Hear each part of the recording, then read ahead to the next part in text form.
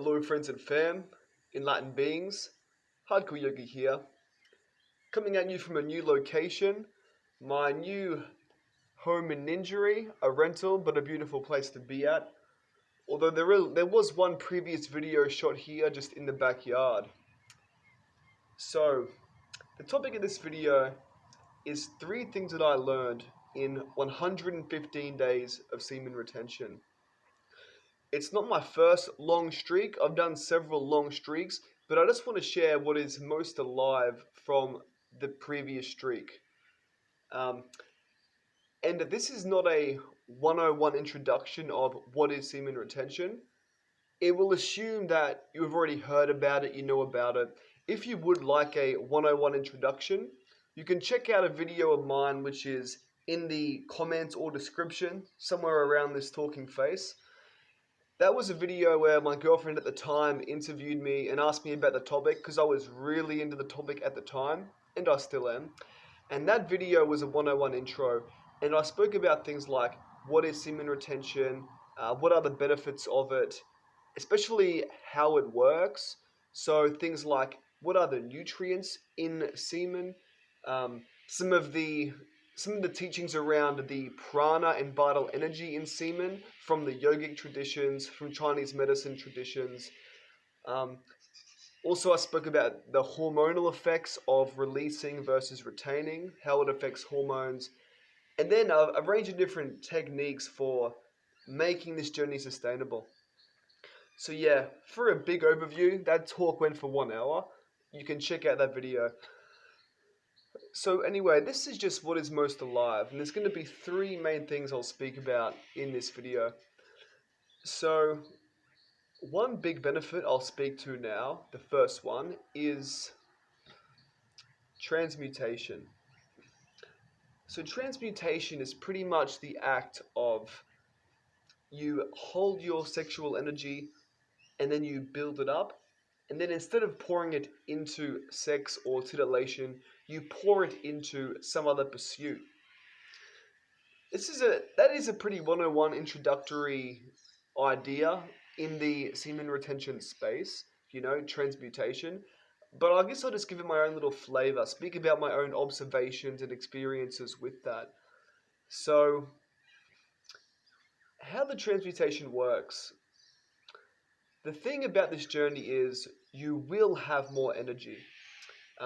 You will have more batteries. You'll have higher battery power, more physical energy, more mental energy, more focus, more acuity, more willpower and drive. You'll just have more juice in the engine, ultimately. And some people have asked me, what is the end goal of this journey? Where is it all leading? And what I say is, there is no one end goal.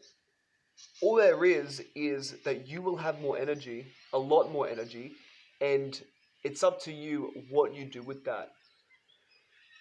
So you can use transmutation for any number of different activities or pursuits.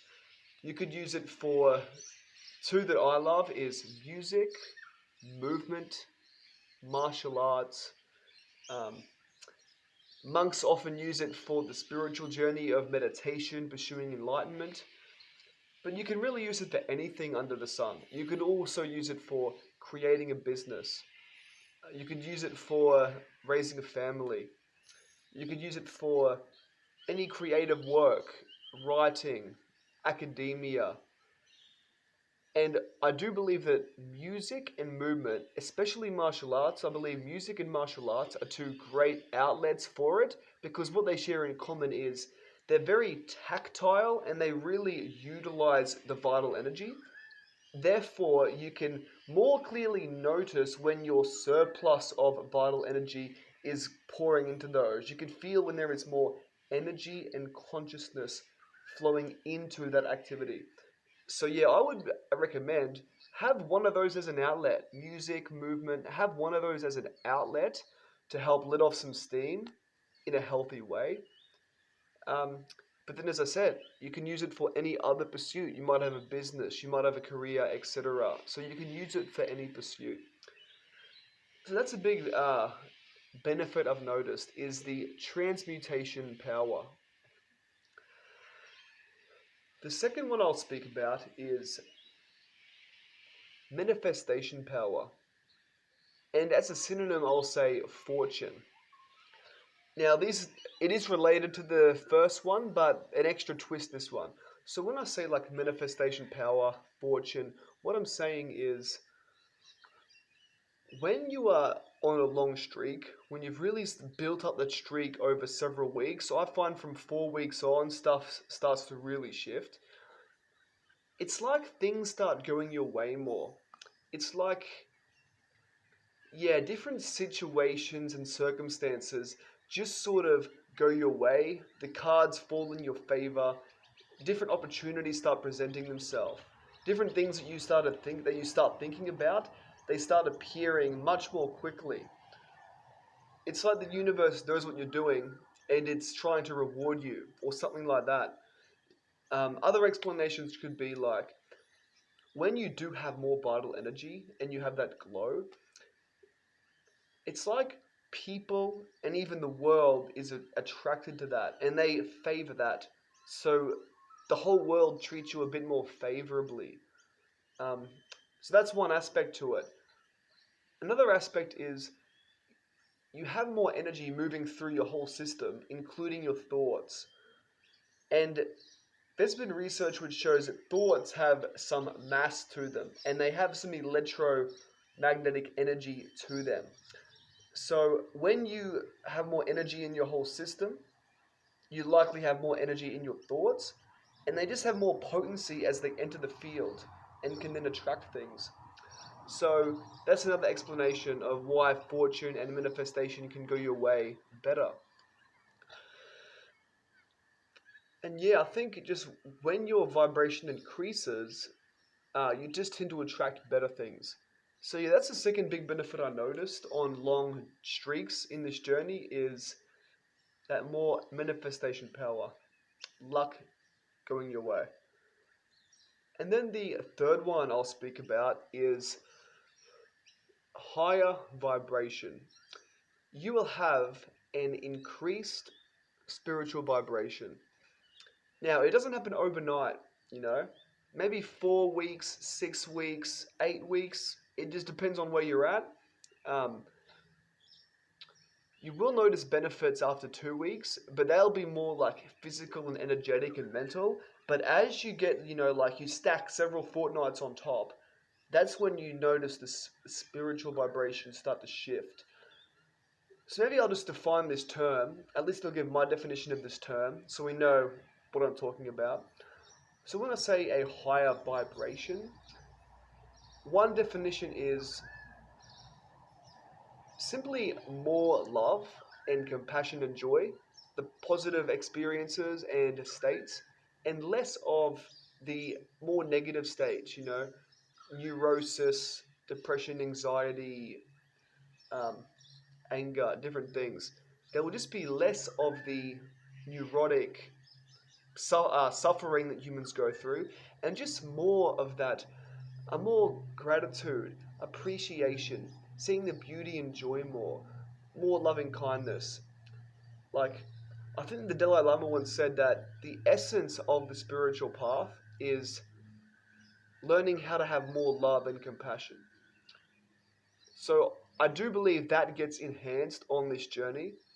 So that's one definition of higher vibration, spiritual vibration. There's another definition I like, which is you become less interested in the more base desires of life, you know, food, sex, money, prestige, status, those sort of things, pleasure and comfort.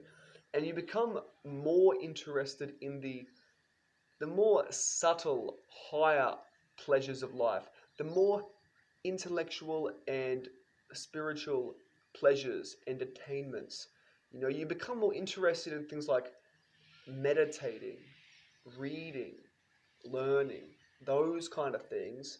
You get more drawn to that, and you are less drawn to things like titillation from titillation from crappy food, sex, etc. Sex can be very high vibrational. It can also be lower vibrational. It really depends on the person and the connection they're in. But yeah, and especially like money, fame, status, ego validation. So yeah, that's what I'm talking about. There's the more sort of gross base desires, and we need some amount of that to survive. It's tied in with our survival.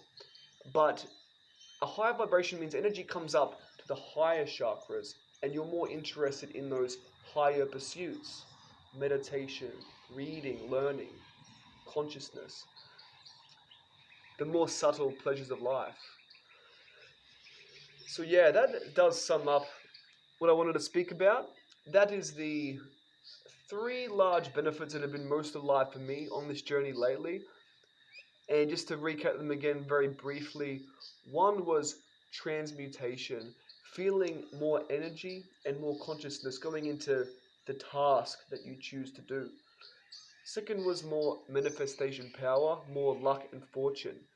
The universe just rolls in your favor more often. You attract what you want more often.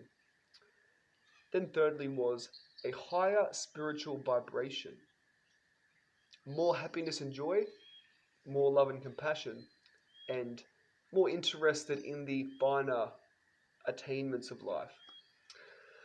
So, yeah, that sums up this video. As I said, if you want a 101 introduction, you can look at the video that I'm posting somewhere in this zone. And yeah, I hope that you enjoyed the journey. Whether you're a man or a woman, there is great value in learning to just be mindful of your energy and what you do with it. Okay, so yeah, for men or women, it applies.